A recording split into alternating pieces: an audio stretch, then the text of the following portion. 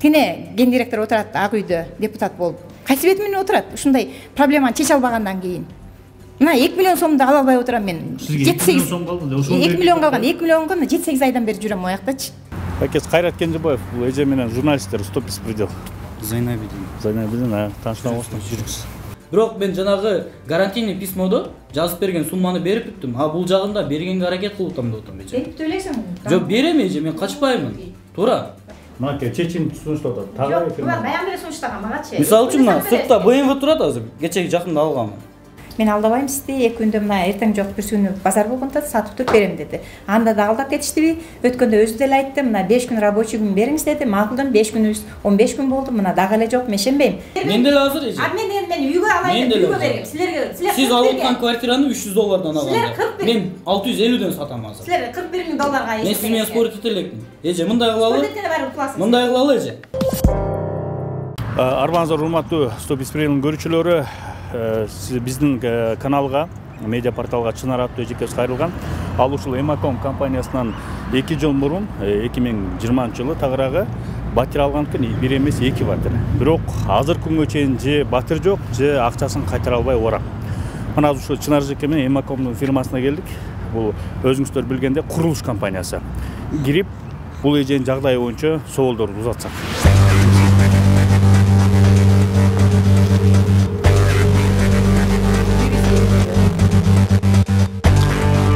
Жок эле продажда боюнча ким эженин акчасын ала албайт экен? Журналисттерибиз Кайрат Кенжебаев. Эмгек алай үйдө. Билесизби? Жок, мен Бул эжени тааныйсызбы? Мен Байкес, келсеңиз. Келсеңиз, бияк тааныйт турбайсызбы? Жок, мен тут причем? Эмнеге бербей атасыздар? Квартирасын несин бербей атасыздар? Эмнеге акчасын жемнеге келсең? Жок, мен эч кандай нерсени бере албайм. Ким билет муну бар, билеби? Юристтер бар, юристтерге баргыла. Жо, тааныйсызбы эжени? 2 жылдан бери же квартирасын, же акчасын бербей Мен атасыздар. өзүм иштегеним аз эле болду бул жакта. Канча болду иштегиңизге? Азыр ким бар бул начальстволордон? Жок, эмнеге болуп таштап атасыңар?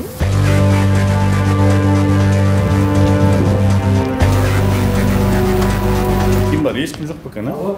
Эч ким жокпу? Эч ким жок. Каяка иштебейсиңер? бакып келди. Жок. Жанердиш.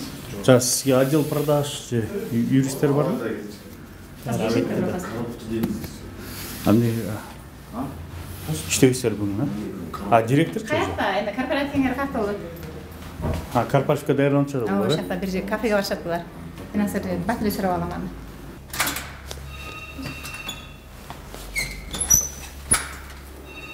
Чыкпасынбы?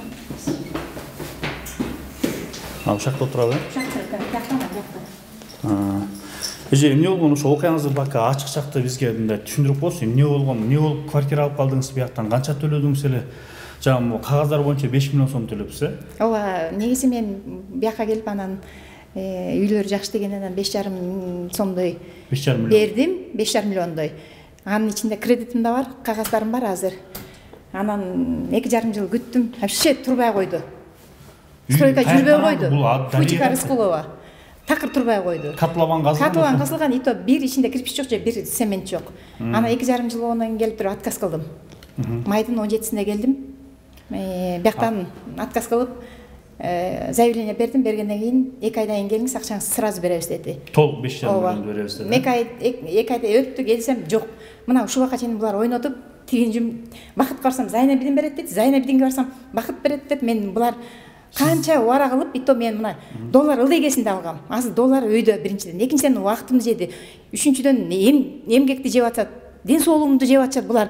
Ушунун баарына төлөп берсин, мен азыр болгон жерге кайрылам. Сиздерге кайрылган себебим ушу. Булар мени ойнотуп, бир тыйын бербейм өтүп, күндө убара кылып атышат. Жана булар кичинеден бөлүп берди деп атасыз, определенный часть. Ооба, бөлүп беребиз деди, бирок сөзүнө турган жок. 2 ай өттү, берген жок. Андан кийин график кылышты, графигинде турган жок. График боюнча октябрдын 10-да бүтүшмөк. Мына азыр декабрь бүтүп, мына 23-жылы келип калды. Ошон үчүн сиздерге кайрылган себебим ошо болуп атканда. Эч кандай бир кичинекейден акча берип коет экен, 50 миң сом. Ооба, бир айда 20 миң берген күндөр болду. Бүт записте бар. Анан 50 миң бергендер болду. Андан лишний көп берген жок булар. Леген компанияга ушул акча жокпу? Мен бул квартираны алып атканда тиги Ким эле ошол Эмиль Жусупов, азыркы ак үйдө турат, депутат болуп. Ал депутат болуп кетти, ал агасына чыдап кеткен. Агасына да жолуккам, голосовой сөздөр бар, мына 3 күндө бүтүрүп берем, эже сабырдуу болуп туруңуз деген. 3 күн эмес, андан бери 4-5 ай өттү. Бир тыйын ала элекмин.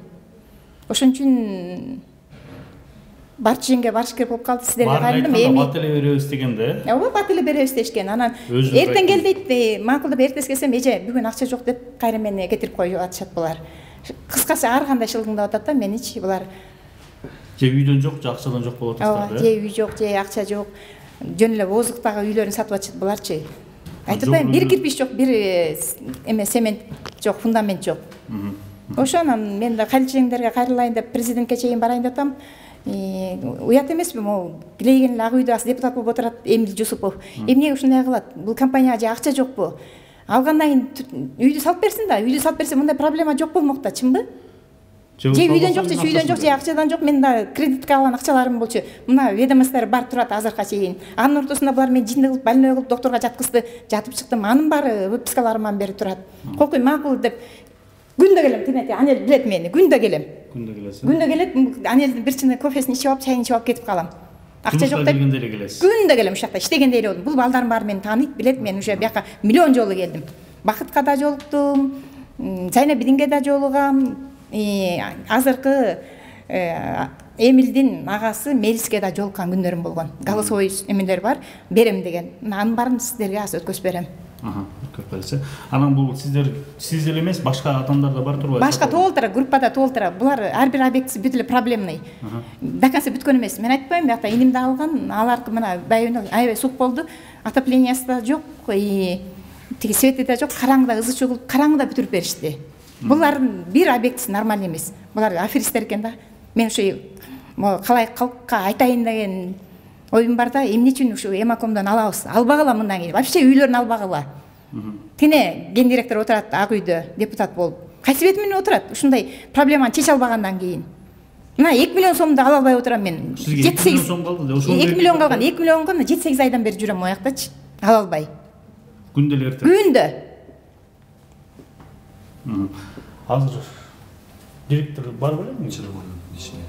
Келет, ким келет өзү? Зайнабидин дагы 20 минутта келет. Келип жолугамда атабы? Жолукту, надо келет. Күтүп тура алганда биз, калып берсеңер. Мынакей эжелерге айтып атат. мен азыр мына канча эле жолу келдим. Мына сиздерге кайрылдым, сиздерден чыгып алып мен президентке да барам, Ташиевке да барамын. Мен ушунча булар мен ора кылган үчүн мен эчтеке аябайм. Мындан кийинчи ошо эл да менде алданбасын. Прокуратуранын баарына берем. Мына ген прокуратурага бергем, РОВДга бергем. Мен РОВДун да азыр мен текшертем. Эмне дегенде 28-декабрда бергем. Эмнеге чара көрбөйт? Мына 28 мына 20 күндөн бери чара көрбөйт. Мен аны ошо РОВДдан баштайм. Азыр биринчи бияктан баштайм. Мына РОВДга да барам. Күндө келесиз, отурасыз, кофе ичесиз. Ооба, күндө келем, күндө эметем. Зайнабидинге жолсам бакыт чечет деп коет. Бакытка чечет. Бул эки директор же эки фирма? Ооба, эки директор. Биякта директорлор. Жана Тагайби ана Эмаком деген, Ооба. Бакыты болсо мынтет. Мына көчө жазганда эмеси бар. Сиз деген Зайнабидинден алам деп койбодуңуз беле дейт. Качан Зайнабидинден алдым? Сен эле төлөп келбедиң, 50 миңден, 100 миңден. Качан Зайнабидин берди? Сен берип келбедиңсиң. Эмкисин Зайнабидинден аласың дейт. Бирөөнү ырытып атышат. Ооба, көчөнү ошон жазгам да. Болгону бере турганы 2 миллион сом. 2 миллион сом. Ошо 2 миллионду мен 7 айдан бери булар мени вообще боякта иштеген кишидей эле болдум. Күнү түнү ушакта жүрөм. Эртең менен келем, кечинде кетем. Сизге деле айрып коюш керек. Ооба. Айтып атпайм, тете октябрдын 30-уна аябай урушуп кеттим. Бул Зайнабидинде уккан кассага чейин келип ызы чыгылгам. Ошо күнү бардым да давлением көтөрүлүп кетип 180ге 200ге чейин чыгып кетип, биринде 31-инде докторго жатып калдым. 4-көр больницага. Анын баары бар. Мен ушунча булар больной кылып койду. Тиги объекттин аты эмне? Объекти Марсал. Марсал эмнеге салбайт эле? Жусупов депутат болуп кетчү, коруп койду акчасын. Да, эчтеге жок. Айтпайм, азыркыга чейин 3 жыл болду. Бир кирпич жок, бир цемент жок. Жөн эле катлаган турат, казылган. Турат, казылган боюнча турат, эчтеке жок. Жок дегенде мындай турулуп калса да ийи дейсиң да, баягы үмүттөнүп бүтөсүң да, азыр эчтеке жок, 0. 3 жыл болду. 3 жыл болду мына. Урматтуу биздин көрүүчүлөр, биз азыр Эмаком компаниясынын холдинг имаратындабыз, офисинде отурабыз. Азыр ошо генерал директор келет экен, 20 мүнөттө келип жолугабыз деп атат. Ал директор дагы өз оюн, пикирин угалы да, бул эмне болуп атат, эмне үчүн мындай кардарларды ыйлатып атат, эмне үчүн 2 айдан бери, 3 айдан бери, 2 жылдан бери акчаларын бербей келатканын бир катар суроолорду узатабыз. Саламат алейкум. Урсатта. Кайрат Кенебаев, журналисттер. Өзекес маселеси боюнча келдик эле. Ошо жооптор койсоңор баягы отказнойдо да июндун канчасына чейин андан бери 2-3 ай өтүптүр да. Эмнеге төлөнбөйт атат акчасы? 7 ай өттү. Эмне болуп атат? Ал боюнча начальство менен өздөрү сүйлөшкөн, Зайнабидин менен. Закону барын билесиңер бирок. Эми сиздин 2 квартираңыз калган, 2 квартираңызды расторжение кылышыңыз керек, биринчиден. 17 майда алган. Бүт бар болду. 2 айда төлөп берилет деп тур, июнга чейин бирок төлөнбөптүр да. Эми аны начальство чечет да, мен бул жерде эмесмин да. Мында эле 1-2 суроо. Эмнеге төлөнбөйт атат? Кол коюпсаңар документ. Бухгалтерия эмесмин. Башчылар чечет да анын маселени, туурабы? Жок, юристке кол коюп берип атасыңар, баарын кылып берип атат. Жок, начальство чечип берип атат да, туурабы? Силердин эч кандай отношение жокпу буга, Мен мисалы финанс частька башка киришпейм да. Анан мындай кылыш керек дейт, мен документациясын кылып берем. А дальше документациясын көрсөтпөлө. Ошол аркылуу эркин баары. ооба. Мына өзү да Келди.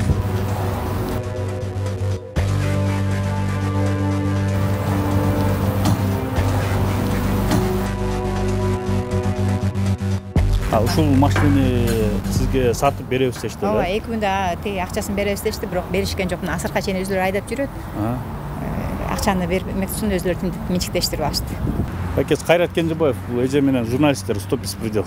Зайнабидин. Зайнабидин, таанышкан жүрүңүз.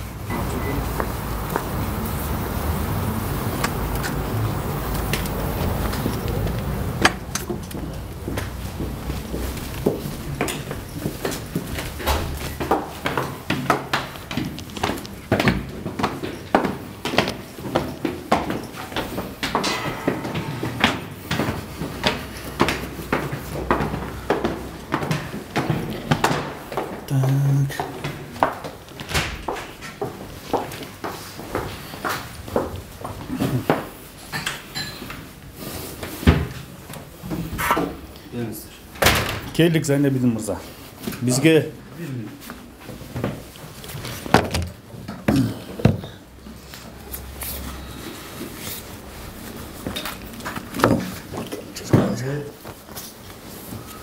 Чынар эжеден жанагы бизде наличка часть менен бартерный часть суммасы бар.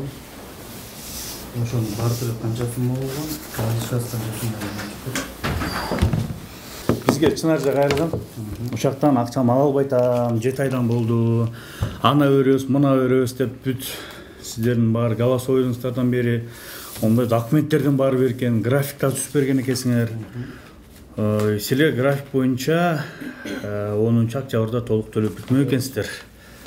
Эмнеге мындай болуп атат? Маселе боюнча түшүндүрүп кетсеңиз. Так. Сиз өзүңүз толук тааныштырып коесузбу? Зайнабидин фамилияңыз? Менин атым Абдыжапаров Зайнабидин. Мен Озот Агай атанын директору болом. Ошол жерде иштейм. Бул эже бизден убагында 3 үй алган. 3 үйдү бизде жанагындай эмеси бар. Наличка части бар, бартерный части бар. Эгер расторжение кылганда договордо жазылган пункт бар. Пунктта жазылып турат. Расторжение болгондо квартиралар продажага коюлат. Сатылар менен первоначальный взнос кайтарылат, башка клиентке сатылса. Ошол кезде калган суммасын график менен кайтарып берилет.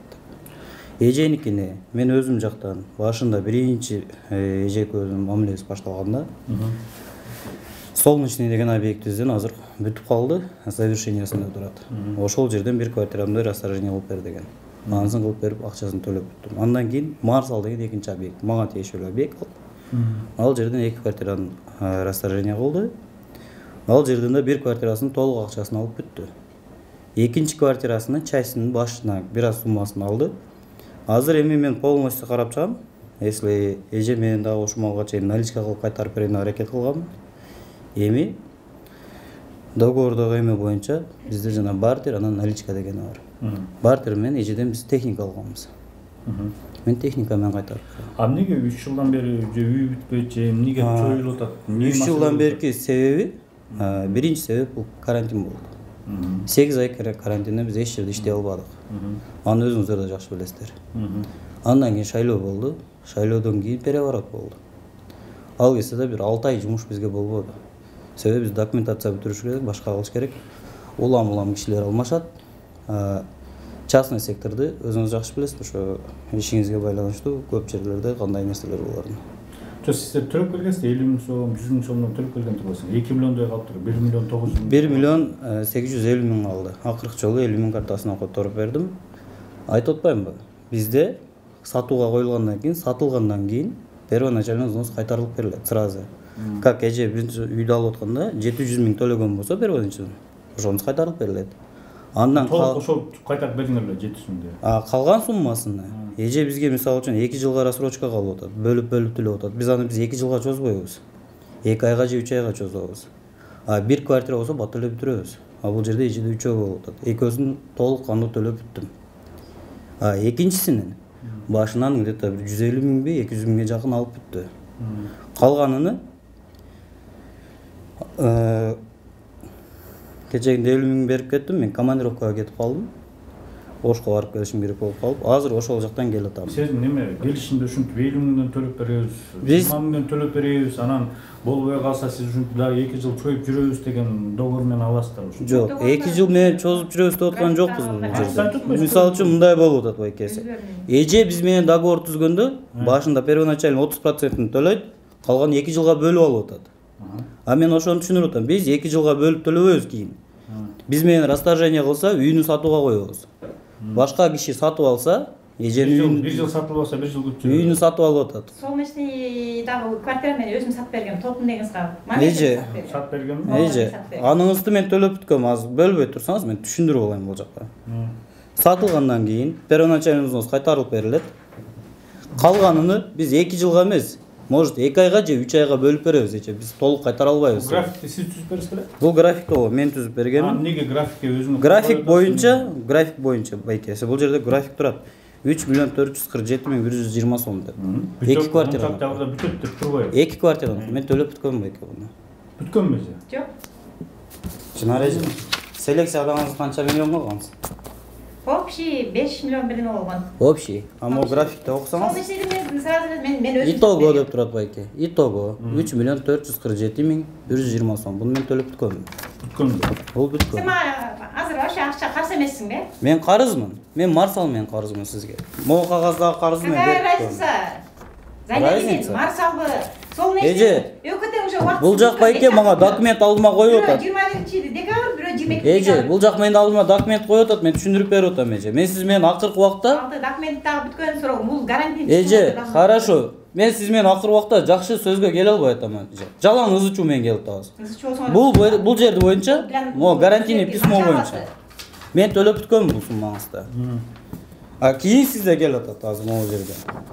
Ошондо айтсаңыз канча карызсыздар? Азыр 1 миллион 850 000 сом карызмын. Бул акыркы квартирасы. Бул эжеде 2 квартирасын төлөп бүтүп, акыркы 3-чү квартирасын мен берип атам. Андан 50 000 ден албайсыңбы? Андан көп. 850 000 болот эже, 50 000 алсаң 1 миллион 900 000ден 50 000. 22 000, 120 сом.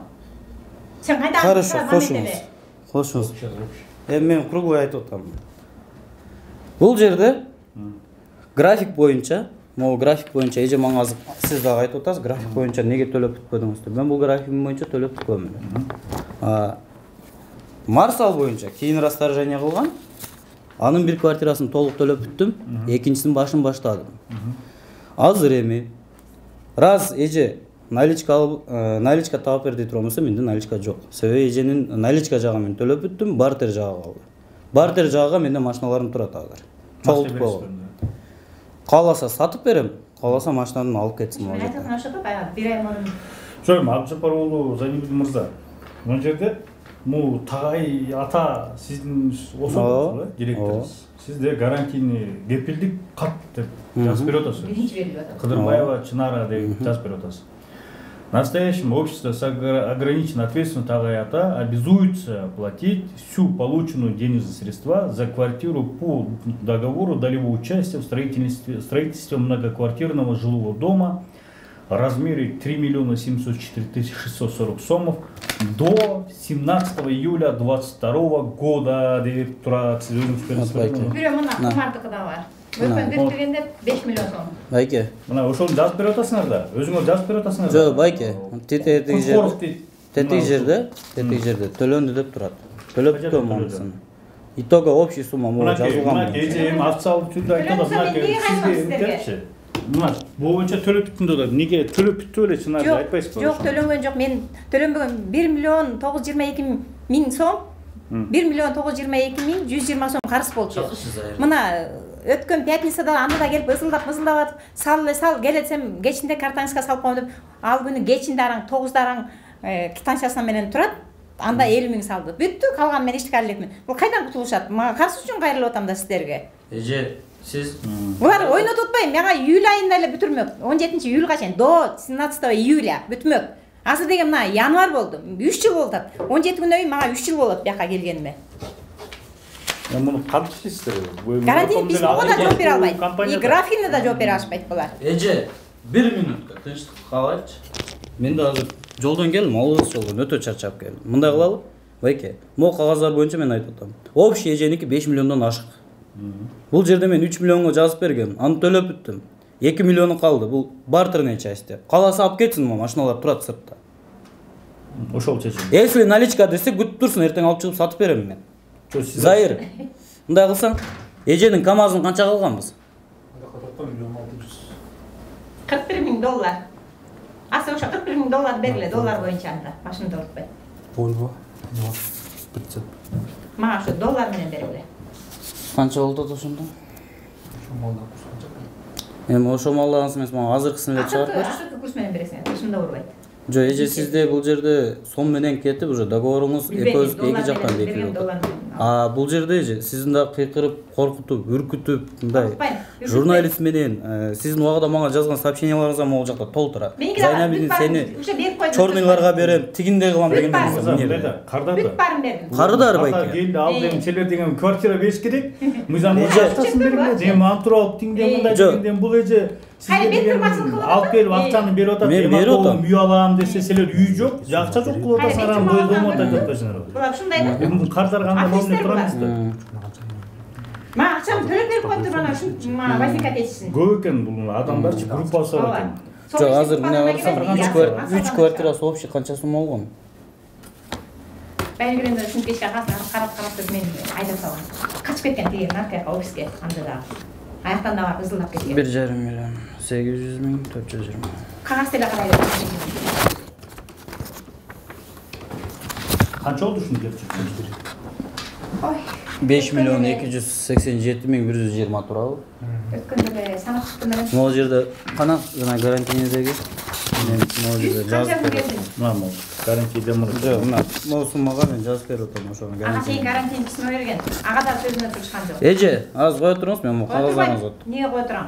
Кое туруп келдим ошо убакка чейин. Жакшы силердин. Могу келмичи? 3.447.120. Силердин айтканыңар менен жүрдүм. 180 миллион 800 миң калды турабы? Мен буну берип кетем азыр. Эми бул акыркы квартирасы, бул жердеги кагазга тиешеси жок. Себеби мен буга пока жазып бере элекмин акыркы квартирасына байкеси. Себеби биз болгон убакта эбегип берип атам. Эжеге мисалы үчүн. Мен жана кетирдим го, сага бердим го. 5 күн рабочий күн бер деген. Андан бери. Ошо голосовой бар экен, 5 күндө барган. 5 күн рабочий күн бер деген. 5 качан 28 бүгүн 14 күн өттү. Эмнеге сиз 5 күн деп кайра эле улам тиги мелис байке ошонуку да бар экен, барынкы бар экен. Эми өзүңүздөр аттуу баштуу компаниясы анан монт кардарды контрол эмеспи? Мейли анда. Андай боло турган болсо, мындай кылалы. 1.900.000 калыптыр. 1.900.000-ни мен ошо калган бартерени машиналарын алып кетсин, же болбосо акчасын алсын. Мен ошо машиналарды азыр обналичтетип жүрөм. Себеби адам башында ар нерсе бар экен, мен айылга жаман иштер болуп кеткен экен, ошол жака барып келдим. Барбасаң болбойт экен ал жерге. 3 күн жок болдум. Анда ошо кандай ушул төлөп бересиздер да? Төлөп берем, мен качканым жок. 2 күндө тиги машиналарды алып чыгып сатып беребиз деген кана? Жок, мына. Если мен төлөп бербей турган болсом, могу 3 миллион эмени да жүрө бермек менимче. Мен аракет кылып төлөп берип атам. Себеби наличка жагын төлөп бүттүм. Меники бартерный частьта калды. Зайти биздин мырза мындай. Эми ма байке, бир квартира болсо 1 айдын ичинде бүтүрүп берем. Бир квартира болсо 1 айдын ичинде бүтүрүп берем. Эже 3 квартираны алды. 2 жыл ичинде 70.000 сом, 40.000 сом, 50.000 сом кылып төлөп берип атат мага. А мен эжеге 3 миллионду 6 айга жолугу кандай болду, бирок берип бүттүм. 2 жылга чозгонум жок. Адам жыргандан силерге квартира албайт да. Жок, эми бизде турат. Тура. Силер турат, чечиш керек. Мен чечип атам мына. Кааласам мына машина мени алып кетсин. Сыртта турат машина. Кредиттин кагазын бердим го өткөзүп. Турат сыртта машина. Алсын. Мен башы киришпейм дагы. Базарга алып чыксын, өзү сатып алсын. Кана макус бошо. Мына чечим сунуштап атат. Жок, булар баягы эле сунуштаган магачы. Мисалы үчүн мына сыртта BMW турат азыр. Кечеги жакында алганмын. Алып кетсин мына. Канча баалайсың аны? Мен баалап 8000 алганмын. Эже өзү баалап алат. Мен 5000 десем деле. Мен 5000 көнбөйм. Себеби мен аны 8000 алганмын. Может $1000 артына берермин, бирок анча кылдыйга түшө албайм себеби. Ошо мисалычы 1.800.000 деп алган. Эже деле мисалы үчүн эже сиз деле КамАЗыңызды берип атканда, сиз өзүңүздүн бааңызды бергенсиз. Содалашып алганбыз. 3 жыл мурун 13-жылкы машинаны берген. 3 жыл мурун эже, 3 жыл мурунку эме сүйлөшкөн. Өйдө да баалабачы. Мен баягы деле айткам, буларга кырсыч айтып, мага акчасын бересиздер, канча. Анда эже Андан бери 1 айдан бери сата албайт. Мына мен алдап турган доверенность берип койду, миллионго койдуруп алды, бакыт деген шумуш боякта. Ал кол койгонуңузда эже ал жака действительно кирбейт, себеби машина менде жүрөт. Менде турат. Баары. Менде видео бар, андан бери тартып алып, мен жаңа кетирбедим. Жок, тартып алсаңыз да эже ал өзүңүздүн эмеңиз. Меники эже мына айтып атам. Кааласаңыз алып кетиң мына. Сен баягы деле айткансың, 1 ай мурун эле. Жок, бул 1.800.000-900 деп атпайбы? Ошонусу качан төлөп бүтөт толук? Ошону жоп берсеңиз, ошол качан төлөп? 1.900.000-ду байке. Мисалы үчүн эженин биз бартер менен алган частибизди бартер менен беребиз да, биз да бирөөлөргөчү. Поставщиктерге, башкаларга наличка менен иштетпейбиз. Наличканы наличкада өчүрөбүз дагы башкага. Мисалы үчүн азыр башка бирөөлөр төлөп аткан акчасына мен жумушуну кылдырып атам. Эжеге берип кое албайм бирөөнүн акчасын. Ошон үчүн мага келет машиналар. Ошолорду жуудуруп, тазалатып, бузук болсо оңдотуп, базарга алып чыгып өтүшүнө карайм. Себеби мен артына сата албайм аны. Жок, мындай да, Зайдемир мырза. Эже толук төлөп бүттү беле? Эже телеги бул договор боюнча. Эже толук төлөп бүттү. Бирок бүттү да. Бүттү. Эже келип расторжение кылды. Жок, расторжениеда байке. Эмне себеп болду ошо расторжение? Биз дагы компаниябыз. Юридический договор түзөбүз, кол коебуз. Жок, ошо юридический боюнча. Эми мен карап турам. Ошо договордо коюлган условия боюнча ар бир расторжение 3 ай каралат. Сатууга коюлуп, башка болуп. Канча болду каралып атканда? Эженин ар бир квартирасы 3 айдан каралганда 9 ай болот. Жок, сен жок, ал келгенде мисалы могул күнү мен бирөө сат берип атпаймынбы? Мен бул сат бериптир. Бирөөнүз болсо баарын деген силер бир күндө жазып атпайсыңарбы? Жок, байке, мен ошо 7 май күнү жазып берип атасың. Жазып атамын. Ал жерде мен жазгандар мына төлөнүп бүтүп атат азыр. Мен жазып берген суммага төлөп бүттүм.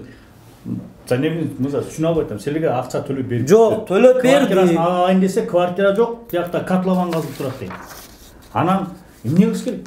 Күндө келет экен да, мызылдап берген эмне? Мен ызылдатканым жок, берип атамын. Башында ызылдап келди. 500 миңден, 600 миңден кылып берип аттым. Мен 30-га чыктым 3 ай 4 айга. Канча миңден алдым, эң крупный бүттүнө жасылып. Мен 30-га чыккандан кийин кандай кылып берип атышты аны мен билбейм. Ким бериш керек? Мен 1 айдан бери. Эми байкеси. 1 айдан бери алып. Мен могу гарантияны мен жазып берип кеткенмин. Бирок жазып берип кеткен гарантиянын акчасы төлөнүп бүттү. Азыр акыркы квартирасы калып тур. Эженин айткан сөздөрүнө мисалы үчүн мына юридически алып келе турган болсо мен төлөп бүттүм. Эмесине. Мен өзүм кол коюп срок алган суммамды төлөп бүттүм. Калган суммасына азыр мен караштырып атам ошону. Чогултуп атам. Мына бүгүн келсем машина турат ордунда. Себеби ключун да өзүм алып кетип калганмын. Могул жерде башка жака жылып кетпесин, бирөөгө берип ишпесин деп. Өткөндө келгенде? Келдим азыр, экөөнү тең алып барам азыр. Мойкага алып барам, эртең базарга алып чыгам. Эжеге берем. Мен Айшаны алып келдим, менеджер кыздычы, мен сатып алганыңызданчы. Мен десем, Айшанын өзүнчө айткан, андан бери жазып алгам. Ушу өтүп кеткен 2-күнү келиңиз деген. Айдын аягында бизге көп крупный акча түшөт. 2-күнү келиңиз деген запись бар. Анда көрсөңүз. 2-күнү эмес, бүгүн уже кайсы күн? Четверг бүгүн? Среда. Мына 5-6 күн чалсам албайт. Эже, мен азыр жолдон келип атам, мен айылга барып келип атам деп атам. Себеби ар бир адамдын өзүнүн да жеке жашоосу бар эже. Эми күн эле келип жумушта отура албайт экенсиң. Чакырып калса барышың керек экен. Келдим. Эми азыр бул жерде 1.922.120 сомду айтып атабыз. Эжеге мен айтып атам. Хорошо. Биздики могу вопрос келип калган экен, бартерный часть менен келген экен. Ошону тезирээк бүтүрүп, могу жаңы жылга чейин бүтүрүп мен жапканга аракет кылып жүрөм. Эми эже менен дагы мисалы үчүн жаап бүтөсүздөр ошондо. 3 күндө жаап бүтүптүр. Эми байкеси азыр мындай кылам. Машинам бар, алып чыгам. Азыр жууп тазалап турам, балдарга алып барам. Канча калат, сатамын, алып келемин, беремин. Калганын дагы бир жагынан бир нерсе кылам. Себеби күтүп атам ошо. Бир машина дагы жакшы машина келсе, дагы берип кутулам. Мисалы үчүн бир машинаны сатканыңда 10 миң сом, 20 миң сомго сатпайсың. Бир сатканда 700-800 миңге сатасың. Берсем азая берет. Бул эже үстүндөгү кредит бар экен. Анан башка төлөмдөн эмеси бар, анан силерди күтүп коюп жүрөлү, качан машинаны сатат берет деп. Күтүп коюп келишимде ошондой көрсөтүлгөнбү? Сиздерде келишимде договордо. Азыр договорду көрсөтөйүн. Келишимде барбы ушинтип 20 миңден берилет, машина өткөндө берилет деп мындай. Келишимде договордо указан этилген. Значит, договор берчи мага, эженикине. Договордо даже сол нерсени айтычы. Договордо жазылган при расторжении 0,1% төлөнө турган пункт бар да, негизи. Ал боюнча деле мен унчуккан жерим. При расторжении долевого участия с одной стороны, бир жактан, эже жактан болсо, же мен жактан болсо. Зайнибидин мырза, бул жерден ким күнөөлүү дейсиң? Сиздер айтып атасыз, момун. Эми бул жерде күнөөлүүнү издесек, болду, тиги болду, бул болду атат. Бул адам төлөп бүттү да. Жок, күнөөлүүнү издесек, айлана беребиз. Андан көрө ишти чечиш керек. Чеч болгондочу, мына төлөп бүттү. Мен биз кандай түшүнүп атабыз, комшу кандай түшүнөт? Төлөп бүттү эже. Акчасын берип бүттү, квартира алайын десе, квартира жок. Ана ладно, квартиранын да кереги жок. Мен башка жактан алайын деп силерге келсе, силер болсо машинем өтсүн. Азыр мына 20 мен машинем өтсүн деп аткам жок, сатып берем деп атам. Же болсо өзү алып кетип сатсын деп атам. Жок, эми ошо 1,900,000га бааланган ошончо машина барбы? 10 машина, 5 машина бересиздерби анда? Ошо 1,900,000. Бир машина мен берем. Ашык 20 миң долларлык машина берем, калганын алып келип бере алабы? 20 миңге берсеңиз. Эмне машина бере аласың 20 миң айтчы? Эмне машина бере аласың? Кайсы машина айтсаң, мен да ойлонуп көрөм. Мен акча проблема, мен азыр дагы берип коем. Доплата 5 секунд. Хорошо, эже. Успокойся. Эмне машина бересиң? Айтчы. Бере турган машинам. Азыр туруп турган. Акчалай. Эми азыр мен договордо көрсөтүп коем эке сизге. Азыр бул жерде ким күнөөлүү дейсиз? Күнөөлүү бул жерде күнөөлүүнү издесек айлана беребиз. Анан мен дагы жумуш баштап атканда, эме кылып атканда, же андай болуп калат, мындай болуп калат, мен да билбейт экенмин. Эртең компаниясыздар, сиздер. Эми биз компаниябыз, туура. Биз компания. Сиз возврат болгон учурда рисктерди карайсыздар да? Возврат болгондо рисктер каралып, пункттар көрсөтүлгөн. При расторжении в одностороннем порядке квартира выставляется в продажу. При продаже отдается первоначальный взнос, то, что нам вносит другой клиент, этой клиентке. Потом остаток суммы на 2 или на 3 месяца делится. Если 3 миллион төлөп койгон болсо, ошо 3 миллион 30% сатылганда биринчи берилет, калганын клиент менен индивидуально сүйлөшүү жолу менен 2 айга же 3 айга бөлүнөт график менен. Ошол боюнча берилет. Бул жерде график менен түзүлгөн, мен өзүмкүн берип түзүлгөндөрдү берип бүттү. Сиз бөлүп карабаңыздар. Азыр менин квартирам эч ала сатылган. Эч ала бестан. Сиздики марсалыңыз турат эже. 12 этажда эле калган деп айтылган. Эч ала өткөн ал үйлөр. Мисалы 17 майда бүттүрмөйлү да, мына бүттү. Квартира сатыш керек деп атасыз.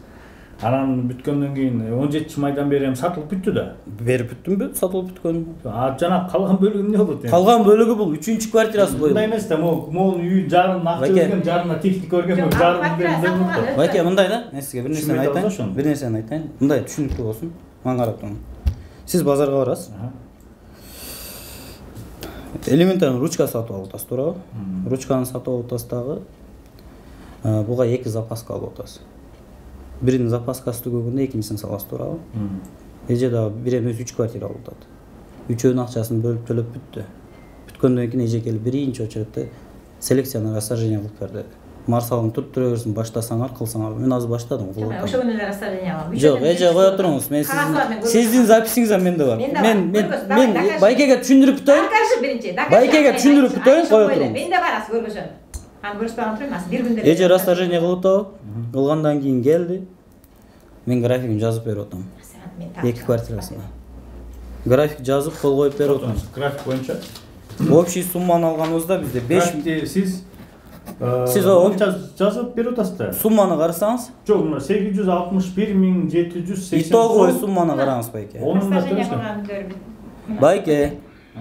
Чынар эже, мындай кылабылчы. Итоговый сумманы караңыз, канча турат? Төлөп акыркы төлөп. Могу? Жок, теге. Могу? Печатный виде жазылган ооба. Үстүнө итого деп. 3.447.120 сом. Эми карап туруң. Общий суммасы эженин квартирасынын 5,5 миллион. 5.287.120 сом. Ошондон 3.365.000 төлөп бүтүп атам мен. Ошо графиктегиси түгөп атат. Азыр бул жерде 1.922.120 квартирасы бул графикка пока киргизилет. Азыр эже айтып атат мага полный график түзүп кол коюп берип койгон 5 миллионго деп атат. Мен 5 миллионго кол коюп берген эмесмин ал жерде.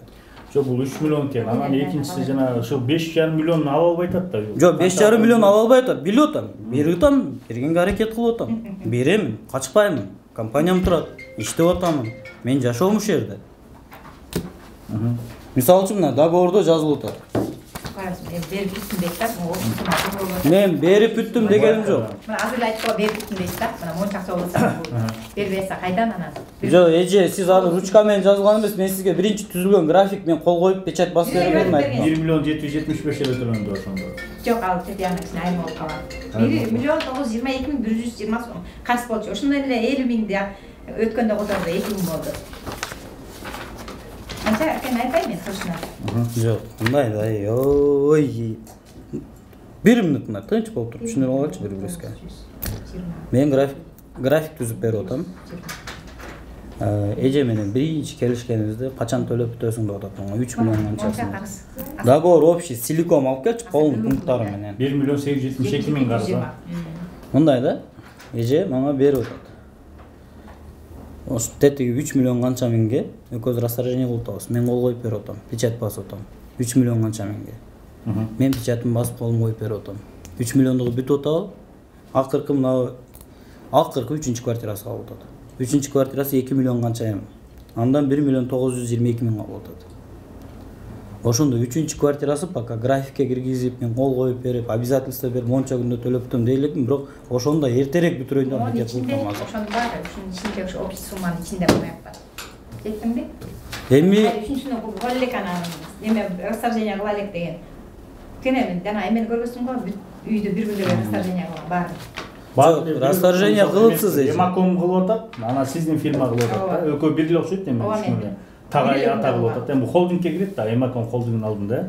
Жок, Тагай ата эрем строит отдельная компания.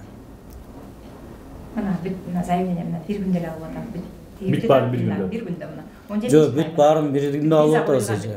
Бир күндө алып атасыз, бирок мен обязательство экөө болгон анан бирөө элек деп кайсы үйдү айтып атат мен түшүнсөм мындай. Чөтөң эле бир күндө расторжение болгон. Расторжение болгон бир күндө эже. Наличный суммаңызды берип бүтүп атам. Мен наличка колуна акча берем дегенди кол коюп берип атам 3 миллион канчага. Бартерный частында эже мен албайм темириң дегенден машиналарды өзүм наличка кылып туруп берейин деп атам. Ошо канча убакытта бересиң? Деген эле бир ай болду. Мына камера айтып элге көрсөтөлүмү? Канча убакытта бересиз? Жаңы жылга чейин, жаңы жылга. 3 күндө бересиз. Жаңы жылга чейин кылып берем. 28-и, эртең 29, 30, 31. И плюс эже. 3 күн калыптыр, э? Эже. Могул бүгүнкү болгон сөзүбүз, эмебиз билем, чыгат. Чыкпайт эмес, чыгат. Көрөбүз баарыбыз. Бирок ар бирибиз өзүбүздүн кылган эмебизге сиз айтып атасыз, сүйлөгөндөрүн жаздым, бүт баарын бердим деп атасыз, туурабы? Менде дагы эже сиздин перепискаларыңыз бар мага жиберген. Сиздин да угрозаларыңыз бар. Бүт баарын эме кылам. Мен акчам кызылдай акчам бердим. Ачык сөздү айтайын. Жана эле окуттум го, бүт мен жазгандым баарын. Жакшы келип, аракет кылып бүтүргөн нерсени бүтүрүп берем. Колумдан келет бүтүрүп атамын. Эже, мисалы үчүн, бир гана жалгыз эже эмес бул жердечи. Бул холдинг болгондон кийин бизде рабочий бар, башкасы бар, зарплатасы бар, бүт баарын карашым керек. Эми эже ушул кырдаалга келип такалган болсок, ушундай боло турган болсо эже. Мен 3 күндүн ичинде бир машинаны сатып туруп акчасын колуңузга алып барып берем. Калган акчасын. Ишенбейм мен. Калган акчасын. Зайнабидин, мен ишенбейм сага. Калган акчасын эже. Сиз ишенбейм деп атсаңыз, калган акчасын эже. Калган акчасын. Жаңы жылдан кийин 5 күндөн кийин аласыз. 3 күндөн кийин мен бир машинаны сатам. Азыр мен бир машинаны жолдон келдим, сүйрөтүп келдим. Азыр өзүм минип келген тете жерге сүйрөтүп келип, май куюп анан келдим бул жака. Аны ремонтко берем, оңдолот, анан жаңы жылдан кийин сатам. 10 күн жатат дейт ремонт. Ошондо 5 январда эжеңки толук бүтөсүздүр. Эженикини бүтөмүн эже сиздикине. 5 январда толук бүтөм деп атасың азыр. Анан сиздерге дагы эме болсо, могу договорду дагы бир сыйра өзүңүз өз алдыңыздарча бир таанышып койсоңуздар, там расторжение болгондо кандай пункттары бар, эмнеси бар, себеби эженин өзүнүн колу бар, өзүнүн эмеси бар. Хорошо. Өзүнүн макулдугу бар. Чыгарабыз эми чай. Себеби Бул жерде баягындай кыла турган нерсе жок, башка кыла турган нерсе жок. Мисалы үчүн эжеге мен кол коюп берип атам өз учурунда. 3 миллион канчага наличка акчасын кайтарып берем деп. Эжеден КАМАЗ алган экенбиз, прицеп алган экенбиз. Ал кезде мен жумушта жок болчумун бул жерде. Биринчиден. Экинчиден эжеге да анда сиз биякта иштечү эмес белеңиз? Мен бул жакта иштечүмүн, бирок бул должността иштечү эмесмин. Мен өзүм өз алдынча башка иштерим бар болчу. Азыркы учурда объектте бар жокто жумуштарым жанданган, жүрүп атат. Биринчи белгилеп кете турган нерсе эми 1 жыл тияктан кармалдым, 1 жыл документациядан кармалдым. Ага эми бирөөнү күнөөлөп, аны күнөөлөгөндө эч качан акталып чыкпайсың. Айып өзүбүздө, себеби өз убагында ошол болгон кезде башка түшпөсө билбейт экенсиң. Ошол кезде ошо команда, юротдел башкасы биригип, ошо жителдерге, дольщиктерге өз учурунда в связи с тем-то ушунча убакыт, канча убакытка чейин жумуш токтойт, канча убакытка чейин кармалып турат, белгисиз, ушунчада жумуш башталып калса, анан ошого карап срок жылышы мүмкүн деген уведомление жөнөтүп койбогондугунун эмеси болуп атат. Сөзүн ачыгын айтканда ошол нерсе. Мисалы үчүн үй салып атканыбызда биз кичинекей мындай үй салып атканыбыз жок. Бетон куюп, монолит менен үйгө тургузуп атабыз. Анын бетонун 1 күн кеч алып койгон болсоң, графиктен 10 күнгө жылып кетесиң. А биз 8 ай эле карантинде кечигип атабыз. Себеби жумуш кылайын десең, арматура завод жабык, бетон завод жабык, бүт баары жабык. Түшүнөсүң, баары процесс да бул жерде. Процесс, но бул жерде эже менен болгон договорлор боюнча мен мына мисалы жерде обязательство, распискалар, колдорун бүт коюп берген суммалар боюнча наличка акчасын берип бүттүм. Зангибидин мырза мындай да. Мисалы любой эле клиентиңер Эмакомдон, сиз Эмакомдо отурасыз, тактап алайынчы, бул Тагай ата деген ушул холдингдин астындабы, ошол Тагай ата дейт, биягы Эмаком дейт. Застройщикмин мен, генеральный. Бул да Эмакомдун застройщигиз. Генподрядчик с лицензией, со всеми документами. Бул значит Эмакомдукун сиз курасыз. Ошондой да, түшүнөм. Холдинг астында Тагай ата, Эмаком фирмалары, сиз булар продажа болсо, сиз застройщик болосуз, ошондой. Эмакомдун өзүнүн объекттери отдельный башка, бөлөк. Тагай атаныкы башка, бөлөк. Мисалы үчүн по документально, мисалы үчүн Марсал деген объект мен аны өзүм жеке баштаганмын. Жаңы компания, жаңы иш баштаганда рынокко чыгыш өтө оор. Менин биринчи объектим ушул. Биринчи объект самый изучил болот, да? Эми биринчи объект ушул. Биринчи объект под горячую руку попал, да? Ал жердин грунтунан лабораториясына изучение, мисалы үчүн өйдө жактарда 1 этаж астынан казып позволяет. Ал жерден 2 этаж паска ылдый казып түшкөнмүн. Ал жерде жумуш жүрбөй атат деп элдер айтышы мүмкүн, бирок башка жакта курулуп аткан домдорго караганда ал жердин бир эле подпорный стенасына үстүнөн кеткен арматурадан 3 эсе көп кетет. Өзгөчө үйбү? Өзгөчөлүгүдөн дагы ал жердин усилениyaсын бекем кылыш керек. Бүгүн эптеп салып коюп, эртеңки күнү уже үйүң тургандан кийинки ызычысы өтө оор болот. Азыркысы расторжение срогунан кеч калганын башкасы бул аз гана клиент менен гана компаниянын ортосундагы акча жөнүндө маселе боло турган болсо, ал кезде уже целый үйдүн, ал бир үйгө билесиз 1 айыл кирет. Ошон үчүн качествосын караш керек. Түшүнүктүү. Эми могу маселе боюнча сиз айтып атасыз, жаңы жылга чейин апрелдин частын берем, андан 5 күн. Жаңы жылга чейин мен БМВни алып чыгам. Жаңы жылга чейин БМВни алып чыгам, сатам. Акчасын алып барып берем. Мен аны 8000 расмий билдирип атасыз, 8000 алганмын. Алып чыгам. Может 7,5 сатып калам, может 7000 сатып калам. Наличкага сатканда арзан кетет. Жаңы жылга чейин муну бересиз. Муну беремин. Калганын жаңы жылдан кийин бир 5 күндөн кийин экинчи машинамды 5 январда оңдотуп туруп сатсам кымбатыраак сатам. 5 январда калган бөлүгүн апарып кутуласыз болду, э? Эжеден кутуласыз да ошондо. 5 январда кутуласыз. Кутулам эжеден. Толук кутуласыз, э? Толук кутулам. Ошо. Эжеге сизге чынар мындай кылалы, бул жакты уктук, сизди уктук. Бизден ушул 5 январга чейин мынакей күтүп. Бирок мен буларга ишенбеймин. Камерага айтайын. Эмне дегенде мен мындай жолу эки жолу ушундай болду. Ушундай ситуация болду да. Өткөндө Бакыт деген да бар, биякта директор. Алда эже деп туруп, мен алдабайм сизди, 2 күндө мына эртең жок бир күнү базар болгондо сатып туруп берем деди. Анда да алдап кетиштиби? Өткөндө өзү деле айтты, мына 5 күн рабочий күн бериңиз деди. Макулдум, 5 күнүбүз 15 күн болду. Мына дагы эле жок, мен ишенбейм. Билбейм. мен тем более бул акчамды деле албайм, мен эми компенсация да требовать этем булардан, доллар арзан кезде да бергем. Мен өзүм көрдүм, миллиондон ашык кредиттин неме ведомостьты көргөздүм, мына числосу менен турат. И булар мени доктурга жаткызды, баарысына төлөсүн, компенсация төлөсүн, доллардын разницасын төлөсүн, акчамды берсин, мен ден соолугумду төлөсүн, убактымды төлөсүн. Канча деген неме, канча энергиям кетти баяктачы, канча эле жолу келди. Мен чын мен орчан кылды буларчы кыскасы. Болбойбу, андай болбойбу. Мен Ташиевке чейин, президентке чейин барам, мен Жусупов, Эмилге чейин, Мелистин баарына да сүйлөштүм, байынтан бери. Мына алда сөзүндө турган жок, мен баарына барам, мен бүттүм мен. Мелис ким? Мелис азыркы ген директору, Эмил Жусуповдун агасы. Мен алып атканда Эмил Жусупов эле азыр ак үйдө турат, депутат. Азыр ошонун агасы биякты кармайт. Ген директор азыр.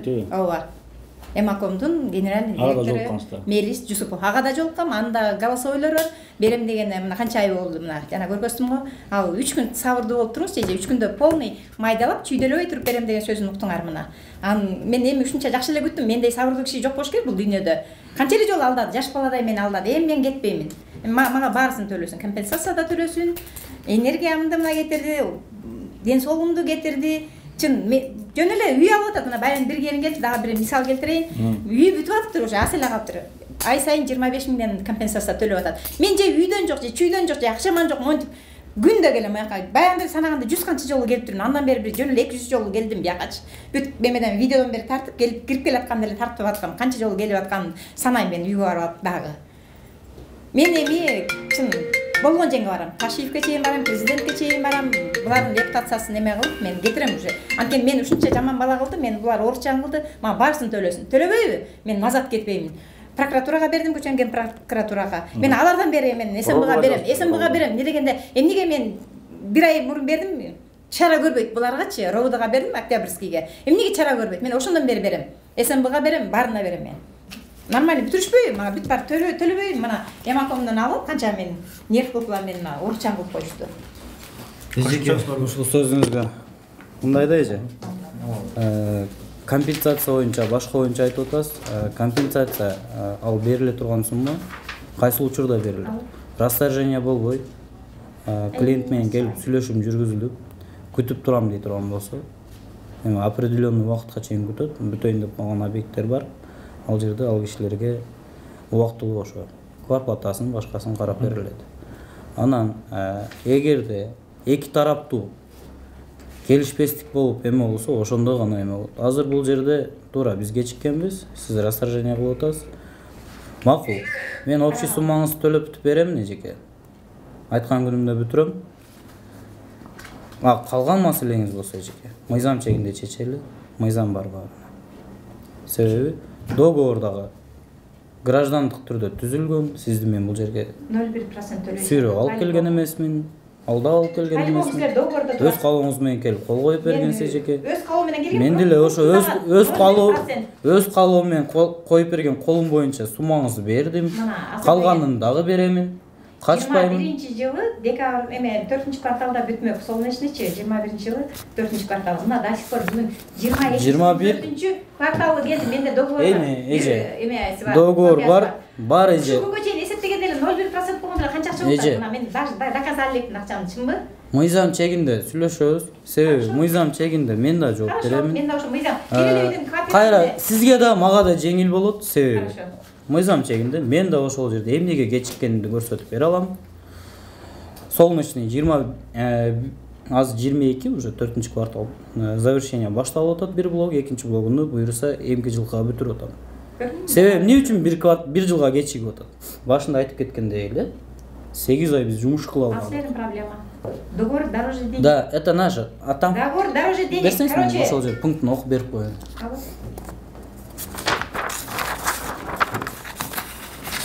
Договор дороже денег, но в каждом договоре форс-мажорные обязательства тут написано. Почему? Потому эмне үчүн мен бул пункттарга акыркы убакта көңүл буруп калдым. Мен чарчадым. Эми сторона освобождает от ответственности за частичное или полное неисполнение обязательств по настоящему договору, если это неисполнение является следствием непреодолимой силы, возникшей после заключения настоящего договора в результате обстоятельств чрезвычайного характера, которые сторона не могла предвидеть и предотвратить разумными мерами. К этим обстоятельствам относятся наводнение, пожар, землетрясение или иные явления природы, а также война, военные действия и революция, политических переворотов и пути и любые обстоятельства вне разумного контроля сторон. Вот здесь жазылып атат. Договор является следствием возникшей после заключения настоящего договора. Короче, оно пальвоян, мен миллион жыл оқып қойғам. Şimdi 0,1% төлейсің, короче. Бүгінгі чейін. Қайсының акцияттар құласына? Относится наводнение, пожар или иные явления, природные, а также бұл жерде кетіп жатады. Карантин өшіру болады. Бұл мемлекет жақтан тыйым салынған болса, аны мен барып билікке қарсы шыға алмаймын. Мен жұмысым қылышым керек, елге бүтірішім керек деп заводты аштыра алмаймын. Елді көшеге алып шығып іштете алмаймын.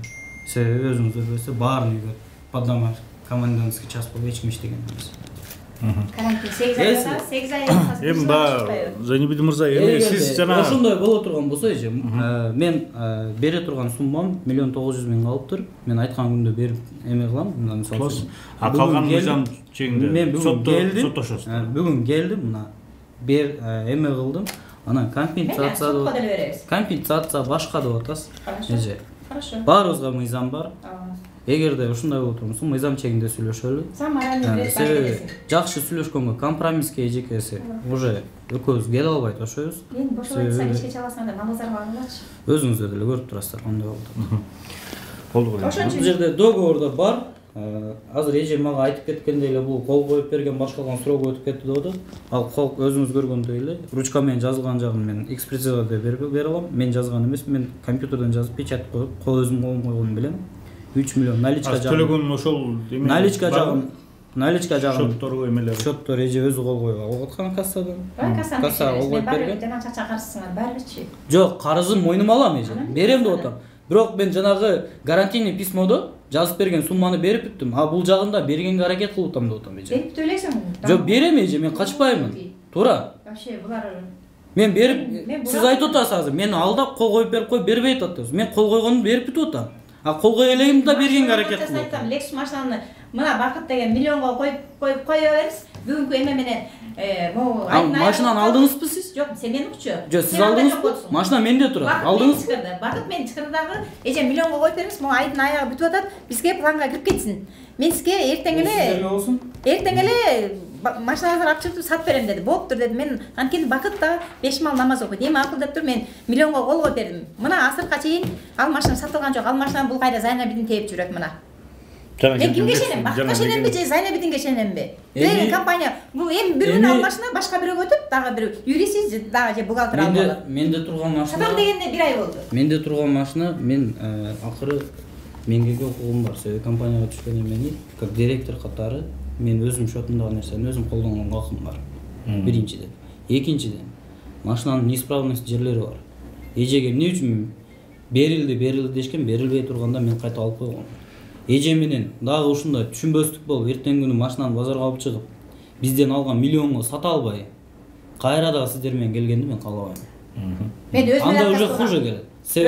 Аны мен жакшы билем. Кымбат бааладыңар деп. Жакшы билем эже. Ошон үчүн мен айтып атам азыр. Менде 8.000 BMW турат, 12.000 Lexus турат. Албайм, билем. Эженин характерин. Албайм, эмне кылам? Силер А ошон үчүн айтып атам эже. Өйдө алсаң, конечно, мен жин эмесмин да бияктан. Мага деле ошентип беришти, мен алып атам ошону. Себеби мен аны берчү жерим бар, бере алам ошол нерсеге. Себеби сиздин КамАЗыңызды эле огондо мен өйдө алганмын. Жок, өйдө эмес. Бизде деген анда деген 50.000, 48.000 сураган мен деген жок деп туруп мен ал теңин төлөйм, 50.000 деп. Эми ал өткөн чак эжеке. Мен аны билбеймин. Теңин берем, теңин бербейм. Мен деле азыр эже. А мен деген мен үйгө алайын, үйгө берем. Силерге сиз алып аткан квартираны $300 алганда. Мен 650ден сатам азыр. Силер $41.000 Мен сиз менен спорт эте элекмин. Эже, мындай кылалы. Спорт этеле баары утуласың. Мындай кылалы эже. Калган суммаңызды мен берип бүтөм. Мына 3 күндүн ичинде мен муну абдан иштетип алып барып берем колуңузга. Калганын жаңы жылдан кийин берем. И плюс жаңы жылдан муну кайсы числода айтчы? Кайсы числода? 5 январга алып барып берем эже. Анан себеби 1-2 январь биз ар бирибиз үй бүлөбүз менен болобуз, эч жер иштебейт. 3-4, 5 январь чыгып туруп мен дагы калган жагын караштырып берем. И экинчи маселе эже. Ушунча болуп калдык. Компенсация дейсиз, башка дейсизби? Биз экөөбүз договор боюнча алган сумма мен сизге толук берип бүтөйүн. Анан мыйзам чегинде кааласаңыз келесиз, кааласаңыз мыйзам чегинде каратыңыз, кааласаңыз келип могу жерде өзүбүзчө отурабыз, сүйлөшөбүз, ал жагында чечебиз. Мен качып бармын. Биринчи могу общий суммаңызды берейин, калганын аны чечип алам. Алгында келет. Келет. Чыдаган мен 5 күн чыдаймын. Анда ошондой кылдык, түшүнүктүү болду. Урматтуу көрүүчүлөр, бүгүн биз мынакей азыр Тагай ата фирмасынын директору Абдыжапар уулу Зайнабидин мырза менен да жолуктук. Мынакей Чынар эжеке өзү да келип биякта сүйлөшүп атат, Кыдырбаева. Бул боюнча эми биз түшүнгөнү боюнча ошол 5 январга чейин толук төлөнүп бүтөт дедиңиз 2023-жылына. Ошол убакытка чейин толук төлөнүп бүтөт деп атат. Эми андагы Чынар айтмакчы убакыт көрсөтөт. Биз төлөнүп бүтүп бул көйгөй чечилет деген ойдобуз. Рахмат.